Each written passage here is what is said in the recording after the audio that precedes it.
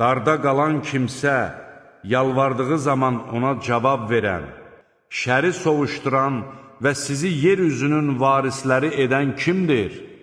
Heç Allahla yanaşı başqa bir məbudmu var? Siz necə də az düşünürsünüz? Qurunun və dənizin qaranlıqlarında sizə doğru yol göstərən, küləkləri öz mərhəməti önündə yağışdan qabaq müjdəçi kimi göndərən kimdir? Heç Allahla yanaşı başqa bir məbudmu var? Allah onların qoşduqları şəriklərdən ucadır. Məxluqatı əvvəldən yaradan, sonra onu yenidən dirildən, sizə göydən və yerdən ruzi verən kimdir? Heç Allahla yanaşı başqa bir məbudmu var?